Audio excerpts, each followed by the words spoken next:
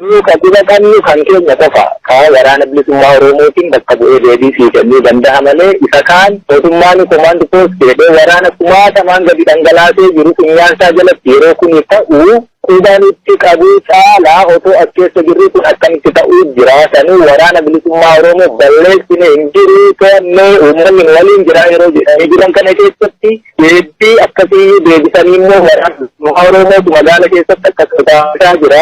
Ariine Sudaani galchinee jirra yeroo jedhanitti as deebi'anii kana haasaan immoo kufaatii namni bishaan nyaate hoomacha qaqqaba ta'aa jedhan sanarra ga'ee jira. Mootummaan kun kanas wasaan barsiisaa jira jechuudha.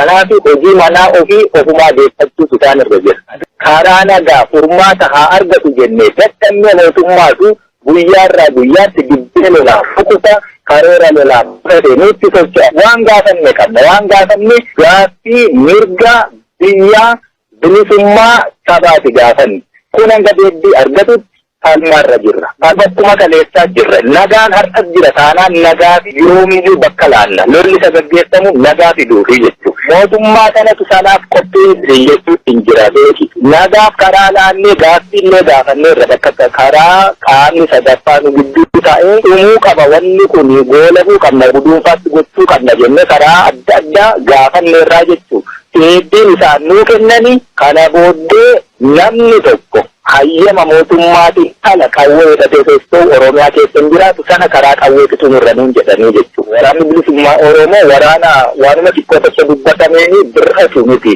Kanaan dura guyyaa sadiitti opereeshinii kana findhaa torbee lamatti findhaa torbee tokkotti findhaa sagantaa akkasii hedduutu ture. Mootummaan kun waan inni danda'uu hin dandeenye sirrii hin beeknaa jechuudha.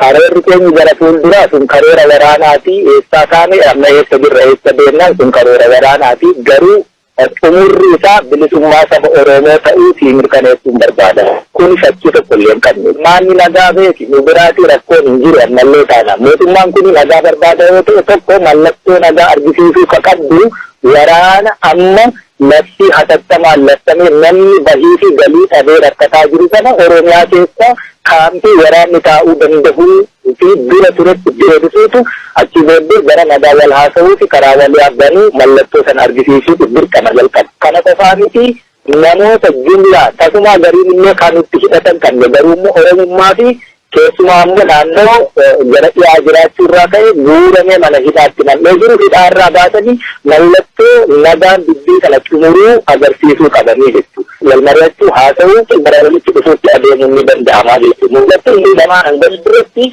nagaa dubbanna jechuun sun hin fakkaattuu jechuudha. Lolli kun yeroo madaadaatti waan dhaabbatu fakkaatee natti mul'ata. Duruu kun immoo Oromiyaa diigarraa taate jarri kunis jiraatanii nyaachuuf illee deeman jechuudha. Waanuma saaman kanallee. Waraana bilisummaa Oromoo kumaatamaan ajjeesnee kumaatamaan immoo boojine. Kanaaf waraanni bilisummaa Oromoo Oromiyaa keessatti bakkoota qabate tokkoyyuu harkaa hin qabu. Kana booddees rakkoo ta'uu hin danda'u kan jedhu ibsa bakka adda addaatti kennaa ture argaa turte jedhee yaada. Sanarra darbee immoo uummanni bahee waraana bilisummaa Oromoo sakatta'ee ofirraa balleesseera. Waa'ee waraana bilisummaa Oromoo yoomuu tilmaamuu kan hin dandeenye isa kanaa jechuudha. Warra soba akkasii oomishu, kijiba akkasii tarreessu, burjaajii akkasiin otoo beekuu of sobaa nama sobaa addunyaa kana sobuu barbaadu isaan itti xumura gochuutti sadarkaatti tarkaanfate irra dhaga'e malee kumaatamaan booji'amee kumaatamaan du'ee taanaan wanti kumaatamaan immoo magaalaa gurguddaa keessatti lolu waraana eenyuu ture. Soba akkasiiti saaxiluutti jirra. Sobni kun immoo soba hambiraa dabaluutiin miti kan nuti saaxillu. Lafa irratti qabatamaan jiraachuu keenya argisiisnee kumaatamaan jiraachuu, kumaatamaan hidhachuu, humna mootummaa sanaa walgitu, kan walgiturra immoo darbee humna mootummaa sanaa injifachuu danda'u qabaachuutiin lola sana kan gaggeessine.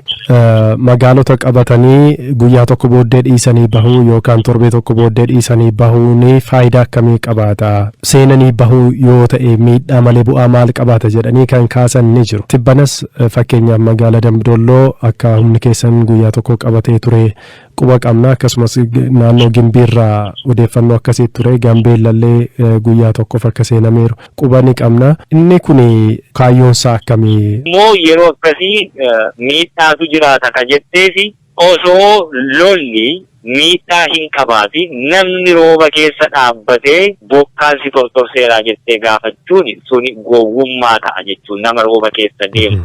Wareegama qabaa, buqqaatii qabaa, gubannaa qaba. Akkaataa kanaan deema. Kaayyoon ABO waboo jecha gabaabaatiin haa ibsamu yoo jedhani isin akka ajajaa olaanaatti maal jettanii ibsitu? Mul'ati isaa, kaayyoon isaa, galiin isaa ummata Oromoo bilisa bahe, ummata Oromoo gaafa bilisa bahe immoo dhiibbaan siyaasaa, dhiibbaan waraanaa humni tokkoyyuu mala malteen tokkoyyuu osoo irra hin jiraatiin mirga hiree murteeffannaa Oromiyaa bilisa taate, walaba taateef birmada taate ijaarrachuu barbaadu lakkii Itoophiyaa keessatti sabaaf sablammoota biyyittii wajjin wal qixa taanee namummaan, aadaan, seenaan, siyaasaan waan nu malu arganne waliin jiraachuu sana mirga hiree murteeffannaa saba Oromoo dhugoomsu. Mirgi kun kan inni dhugoomu garuu har'a afaan qawwee jalatti osoo hin taane saba bilisa bahe waan barbaadu beeku barsiifanne waan qabsoofnee fi itti himne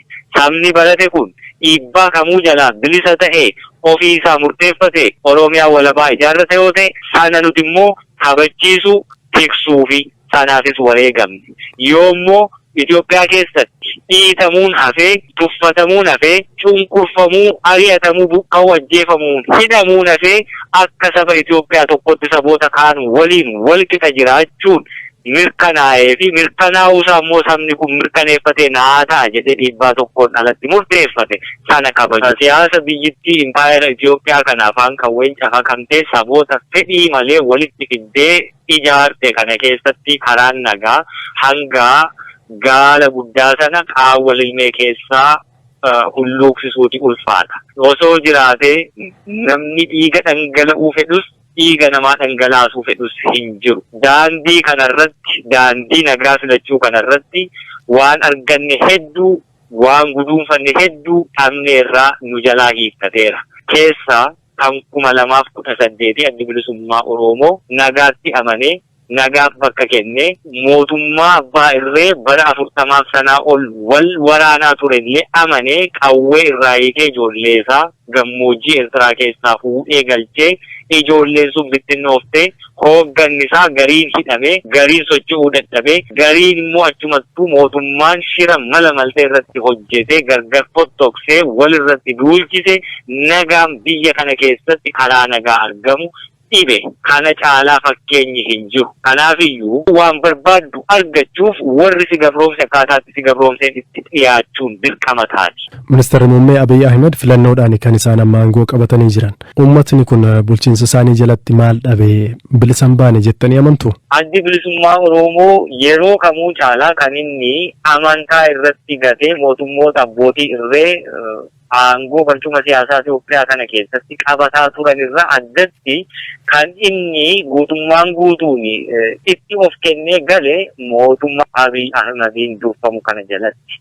Ganiinsi hamduunis ganiinsa keessaayyuu ganiinsa akka bayyanachuu hin dandeenyee fi addi bilisummaa Oromoo qabsoo bilisummaa Oromoo keessatti abbaa ta'ee ija Oromoo bane qaroo Oromoo bane jaaminsarraa hambise saba kana aadaa seenaa afaan biyya hiree isaa deebisuu keessatti qabsoo booda guddaa qabu ka xiqqeeffame ka tuffatamee fi ka akka hamtuutti diigame seenaa qofaan illee akka baratamu seenaatiinuu baratamuun yakka ta'uullee sadarkaatti danda'u akka badutti kan itti malan inni miilanaa kuni isa kan durii caalaayyuu hammaata. Namatti garuu nagaa fakkaata. Guyyaa lama dura paarlaamaa irratti qaama lola keessa jiru kamiyyuu waliin nagaa buusuu barbaanna, araara buusuu barbaanna, miidhaa isaarraa bu'aa isaatu caalaa jedhanii dubbatanii ture. Akkasumas immoo TPLF waliin mariin jalqabaa akka jiru odeeffannoon darbee dhaga'ama. TPLF illee karaa nagaa mari'achuuf qophii akka ta'an guyyaa kaleessaa xalayaa tokko barreessanii ibsanii ture. Isin kanaan dura tokkummaa yookaan qindoomina TPLF waliitiin qabaattanii ture. Tarii kallattii kanaatiin waamichi yoo isiniif taasifame akkuma TPLF gara marii nagaatti dhufuudhaaf dhaabni keessan maal jedha? Akkanumaan qawwee hiikkadhuu gariitiin nagaan biyya kana keessatti bu'u hin jiru. Waan gochuu dandeenyu jira, waan barbaannu jira. Sabni keenya waan barbaadu jira. Waan barbaadu sanaa gaditti xiqqaatee waan inni argatu tokko iyyuu hin jiru. Sanaafis wanni inni harka kennatu hin jiru. Yoo walqixxummaan waraanni bilisummaa Oromoo nagaa keessatti qoodi inni gumaachuu danda'utu jira. Waliin haasa'amuu qaba jedhamee walqixa akka dhaaba kamiittuu waliin haasa'amuuf waamichi akkasii nuu dhiyaate bakka feenu nama feenu kan mootummaafis nuufis ta'u innee filannu internationally sanctioned well observed at neutral place yoo ni jira ta'e waliin mari'anne kan saba keenyaaf ta'u fudhachuuf kan saba keenyaaf hin taane immoo dhiisuuf mirga qabna waan ta'eef sanaaf yoomiyyuu dinneen beeknu hin dinnu. Sun hin jiru ta'ee karuma karaan akka daa'imaatti nama dubbisanii karameellaan nama boyyomsanii galeedhaan dhaloonni kun dhaloota waa hojjetu beeku qofaa osoo hin taane immoo aarsaan nagaaf kafalame hangam akka ulfaatu dhaloota beeku. Sun hin danda'amu hin boyyomfamu. Waamichi bilisaa akkasii nuu dhiyaate jennaan garuu deebiitti laachuuf waa takka nagaaf jecha aarsaan nu kaffallu ammallee nuun gaabbisiisu waan ta'eefi itti dhiyaachuu ni dandeenya ta'a. Abaawoon humna waraanaa meeqa ta'uu qaba? Abaawoonii Oromiyaa kutaalee jiran hundaa keessatti waraana saba Oromoo bilisa baasuuf ga'umsa qabuu fi gara guduunfaatti dhiyaataa jirudha harkaa qaba. Lakkoofsaan 30, 40, 50, 100 jedhee lakkoofsa isaatii himuu narraa barbaadda yoo ta'e irraa kaase waraana sanaaf gahaa ta'e ofiisa ofitti hirkannoon saba isaa irratti hirkatee hidhannoo gahaa akka kaleessa qabu jechabdoo osoo hin taane har'a miidiyaa adda addaa irratti kan argitu meeshaalee gurguddaa sadarkaa sanatti hidhatee mootummaa addunyaan beektu Afrikaa kana irratti sodaatamaa ture waraana Itoophiyaa kan eessatti nagaa eegsisu akkasittiin beekama jedhamee akkasittiin mootummoonni addunyaa hedduun akka junior partneriitti hidhachiisaa gargaarsa adda addaatiin waraana isaa bara dheeraa ijaaraa ture kan saaxile waraana bilisummaa Oromooti dura dhaabbatee lolee injiroon hundeeffameen durayyuu walaasaa turre ajajaa isaanii waliin ajajoota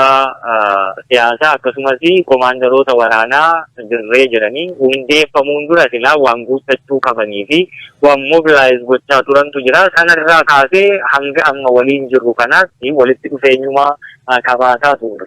Hariiroon TPLF waliin kanaan dura tolchattanoo maalirra ga'e? Wanti jijjiirame hin jiru. Hariiroon keenya akkuma duriitti jira. Sanaaf anuu jira. Qabsoo kee hin sharafu hanga turii keessaayyuu sharafu yoo ta'e silaa kaleessan sharafa ture. Hin sharafu yoomiyyuu yookaan wareegamu. Sanaaf abdiin arraggachi Oromoo haga biyyee gadi ta'u yookaan immoo biyya kanaaf waan ta'u fidutti waraanni bilisummaa Oromoo qabsoo kee hin sharafu.